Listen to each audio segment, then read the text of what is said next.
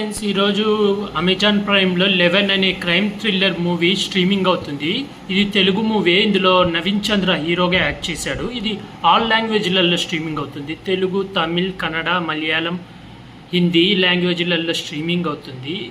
ఇది రీసెంట్గానే సినిమా థియేటర్లలో రిలీజ్ అయింది. అప్పుడు నేను చూడలేకపోయినా ఇప్పుడు వచ్చి ఓటీటీలో రిలీజ్ అవుతుంది అమెజాన్ ప్రైమ్లో.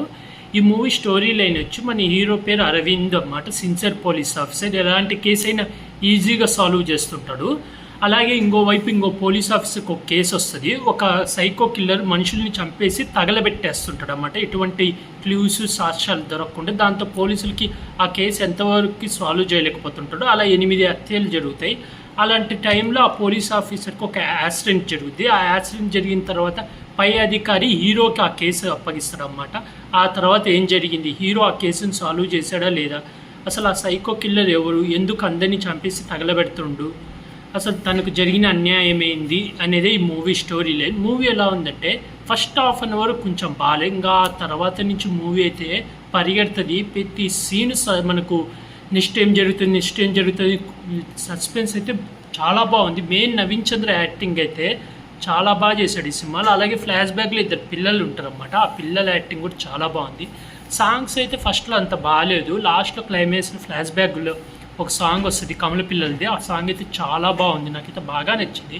డైరెక్షన్ కూడా బాగుంది. ఇందులో హీరోయిన్ క్యారెక్టర్ ఫస్ట్ అనుకున్న లవ్ స్టోరీ పెడితే అబ్బా ఇలాంటి సినిమాలలో లవ్ స్టోరీ ఎందుకు పెట్టిండ్రబ్బా, ఊరిక బోర్ ఉంటుంది. ఎందుకంటే హీరోయిన్ ఫస్ట్ హాఫ్ అన్ అవర్లో ఉంటుంది, కానీ హీరోయిన్కి కూడా సంబంధం ఉంటుంది అన్నమాట ఈ సినిమాలో.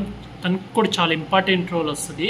ఇంటర్వెల్ తర్వాత ఒక ట్విస్ట్లు రివీల్ అయితే అసలు ఎవరు చనిపోతుండ్రు ఎవరు చంపుతుండ్రని క్లైమాక్స్ ట్విస్ట్ అయితే అస్సలు ఎక్స్పెక్ట్ చేయలేము. మనం ఒకళ్ళు అనుకుంటాం విలన్ అని, ఆ తర్వాత క్లైమాక్స్లో ఇంకో పర్సన్ అని తెలుస్తుంది. అది చాలా బాగుంది. అలాగే హీరోతో పాటు ఒక పోలీస్ ఆఫీసర్ ఉంటారు. అతనికి హార్ట్ ప్రాబ్లం అని స్టార్టింగ్లో చూపిస్తారు. ఇంకా ఆ తర్వాత అసలు అది చూపించరు. ఏందా అనుకుంటే దానికి ఎండింగ్లో చూపిస్తారు, కనెక్ట్ చేస్తాడు. అలాగే ఈ ఫస్ట్ పోలీస్ ఆఫీసర్కి యాక్సిడెంట్ అవుతుంది కదా, అది మనము ఎవరు చేశారా అనుకుంటాం. దానికి కూడా మనకు లాస్ట్లో మొత్తం పే ఆఫ్, అసలు అతనికి ఎందుకు యాక్సిడెంట్ అయింది, ఎందుకు ఎవరు చేశారు అనేది కూడా క్లియర్గా చూపిస్తాడు. నాకైతే పిచ్చిగా నచ్చింది మూవీ అయితే. ఫస్ట్ హాఫ్ అన్ అవర్ ఒక్కటి కొంచెం నచ్చలేదు.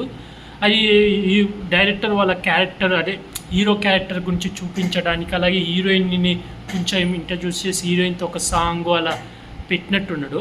కానీ హీరోయిన్కి కూడా తర్వాత ఇంపార్టెంట్ ఉంటుంది. చాలా బాగుంది. నాకైతే ఓవరాల్ ఈ మూవీ బాగా నచ్చింది. ఎవరైనా చూడకపోతే అమెజాన్ ప్రైమ్లో స్ట్రీమింగ్ అవుతుంది, చూడండి 11. ఎవరికైతే బాగా క్రైమ్ థ్రిల్లర్ మూవీస్ ఇష్టపడతారో వాళ్ళకైతే ఈ మూవీ బాగా నచ్చుతుంది. నాకు చాలా బాగా నచ్చింది. మనకు ఫ్లాష్ బ్యాక్ అయిపోగానే ఇంకా అయిపోయింది అనుకుంటా, కానీ ఫ్లాష్ బ్యాక్ అయిపోయినాక కూడా ఇంకా స్టోరీ నడుస్తుంది. మనం వీడే విలన్ అనుకున్నా కానీ ఇంకో విలన్ దొరుకుతాడు, అదే ఇతనే విలన్ అని తెలుస్తుంది. మళ్ళీ ఆ తర్వాత అతను జైలుకి వెళ్ళినాక అక్కడ ఎందుకు జైలుకి వెళ్ళాడని రీజన్ చూపిస్తాడు. అస్సలకైతే చాలా బాగా నచ్చింది. మీకు పక్కా మీరైతే విలన్ ఎవరు అనేది అస్సలు గెస్ట్ చేయలేరు ఈ మూవీలో అయితే.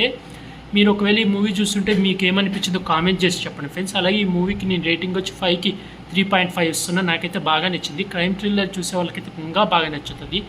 అలాగే నా యూట్యూబ్ ఛానల్ని సబ్స్క్రైబ్ చేసుకోండి friends. Like, share, comment, subscribe friends. Bye.